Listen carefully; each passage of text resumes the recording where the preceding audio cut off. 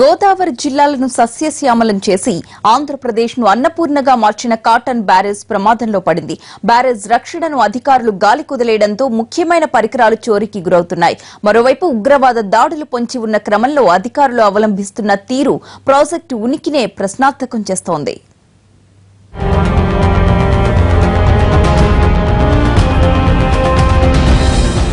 ఆంధ్రప్రదేశ్లో కీలకమైన Dhavaleswaram Cotton barrage రక్షణ గాలివాటంగా మారింది. గోదావరి వరదల సమయంలో ఎగువ ప్రాంతాల నుండి వచ్చే నీటిని బ్యారేజీకి ఉన్న 175 గేట్లను ఎత్తి సముద్రంలోకి విడుదల చేస్తారు.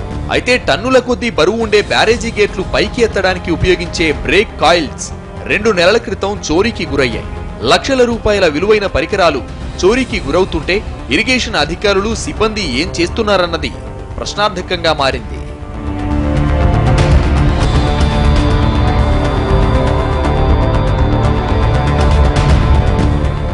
పూణేలో మాత్రమే లభించే బ్రేక్ కాయిల్స్ ఇప్పటికిప్పుడు లభించే పరిస్థితి లేదు. బ్రేక్ కాయిల్స్ ఉన్నప్పుడు స్విచ్ ఆన్ చేయగానే గేట్లు వాటంతటవే పైకి వెళ్లేవి. అయితే ఇప్పుడు ఇవి దొంగల పాలవడంతో ఒక్కో గేటుకు 2 అదనపు సిబ్బందిని నియమించడం తప్పనిసరైంది. మనం తెలుసుకుంటే సుమారు 40-50 మంది కన్నా స్టాఫ్ లేరనేసి అన్నారు. మరి 24 గంటలు అది ఒక జాతీయ ప్రాజెక్ట్, అది ఇండియాలోనే నెంబర్ 1 ప్రాజెక్ట్. అది అటువంటి ప్రాజెక్టుకి మరి భద్రతని అందరూ కూడా అధికారులు, ఈ లోకల్గా ఉన్నటువంటి రాజకీయవేత్తలు అందరూ కూడా దాని మీద శ్రద్ధ చూపించి భద్రత తీసుకోవాల్సిన ఆవశ్యకత ఎంతైనా ఉందనేసి తెలియపరుస్తున్నారు. మరోవైపు బ్యారేజీ నిర్వహణలో ఎంతో ప్రాధాన్యం ఉన్న పరికరాలు చోరీకి గురైతే ఇరిగేషన్ అధికారులు తీసుకున్న చర్యలు నామమాత్రం. చోరీ జరిగిన సమయంలో ఉన్న ఇరిగేషన్ ఉన్నతాధికారులంతా బదిలీపై వెళ్లిపోయారు. ప్రస్తుతం కొత్తవారు రావడంతో శాఖాపరమైన విచారణ జరుగుతుందో లేదో తెలియని పరిస్థితి. అయితే బ్రేక్ కాయిల్స్ చోరీపై పోలీసులకు ఫిర్యాదు చేశామని, విచారణ ఎంతవరకు వచ్చిందో తమకు తెలియదని చెబుతున్నారు అధికారులు. సెక్యూరిటీ కొత్తగా ఇప్పుడు ఈ రకంగా జరిగిన దాని తర్వాత మనము బ్యారేజ్ మీద 24/7 24 గంటల విధంగా 3 సర్కిల్లో విధంగా 40 మందికి సెక్యూరిటీ గార్డ్స్ చొప్పున ఇచ్చాము. ఆ బ్యారేజ్ మీద అలాంటి దురాక్రమణకు వేరే విధంగా జరిగే వాటన్నిటిని అరికట్టడం కోసం సెక్యూరిటీ అరేంజ్ చేశాము.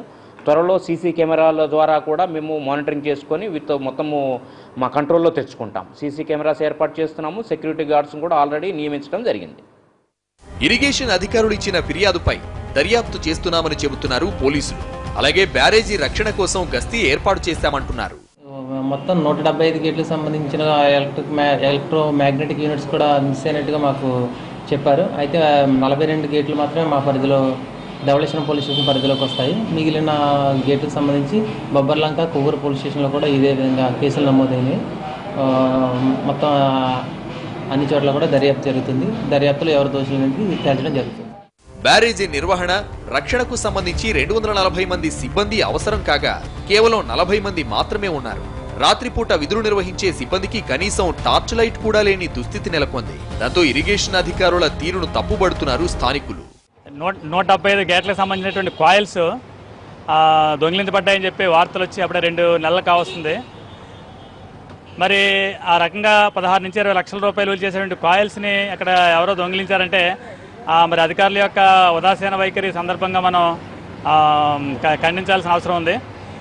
రేపొద్దున గేట్లు పైకి లేపడం, కిందకి దింపడం అనేటువంటి ప్రక్రియలో ఈ కాయిల్స్ లేపడం కారణంగా కనుక ఇబ్బంది తలెత్తితే ఈ వరదల సమయంలో వచ్చేటువంటి ఈ నష్టాన్ని మనం అంచనా వేయడానికి కూడా ఇప్పుడు ఆందోళనకరమైన విషయమే.